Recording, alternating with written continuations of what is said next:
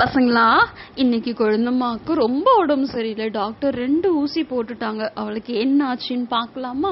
இன்னைக்கு காலையிலே குழந்தம்மாவும் அவளோட பாட்டியும் கடைக்கு போயிட்டு சமைக்கிறதுக்காக காய்கறிகள்லாம் வாங்கிட்டு பேசிக்கிட்டே வந்துட்டு இருந்தாங்க. நெக்ஸ்ட் அந்த காய்கறியை வச்சு அவங்க அம்மா சமைச்சு குழந்தம்மாவுக்கு கொடுத்தாங்க. ஆனா குழந்தம்மா அதை சாப்பிட்டுட்டு இது நல்லாவே இல்லை, எனக்கு இது வேணவே வேணாம், எனக்கு பிடிக்கல, டேஸ்டே நல்லா இல்லை அப்படின்னு சொல்லிட்டு அதை வச்சுட்டு அதுக்கு பதிலாக ஐஸ்கிரீமு சாக்லேட்லாம் எடுத்து சாப்பிட ஆரம்பிச்சுட்டா.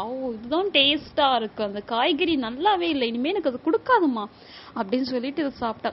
ஆனால் அவளுக்கு தான் இது சாப்பிட்டா ஒத்துக்காதுல்ல.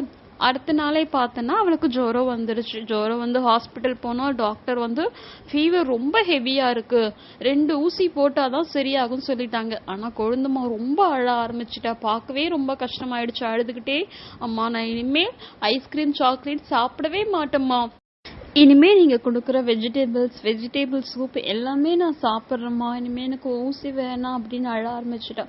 உடனே சக்கம்மா நம்ம குழந்தம்மாக்கு எப்படியாச்சும் சரி பண்ணி கொடுத்துடணும் அப்படின்றதுக்காக அவளுக்காக ஸ்பெஷலாக வெஜிடபிள்ஸ் வச்சு ஃபுட் ரெடி பண்ணி கொடுத்தா. நெக்ஸ்ட் வெஜிடபிள்ஸ் வச்சு சூப்லாம் ரெடி பண்ணி கொடுத்தா.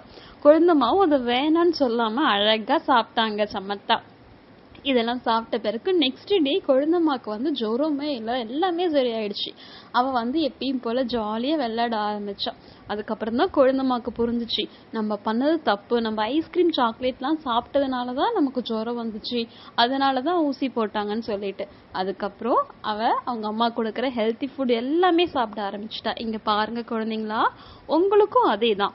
எப்பயுமே ஐஸ்கிரீம் சாக்லேட்ஸ் எதுவுமே நம்ம அதிகமாக எடுத்துக்க கூடாது. அம்மா நம்மளோட நல்லதுக்காக தான் நமக்கு வெஜிடபிள்ஸ் பழங்கள் எல்லாமே கொடுப்பாங்க. ஸோ அம்மா சொல்றத நம்ம சாப்பிட்டுட்டு நம்மளும் ஹெல்த்தியாக இருக்கணும், நம்ம உடம்பையும் ஹெல்த்தியாக வச்சுக்கணும். பசங்களா, அப்போ நம்ம அடுத்த வீடியோவில் குழந்தம்மா என்ன சேட்டை பண்ணுறான்னு பார்க்கலாம். பாய் பாய்.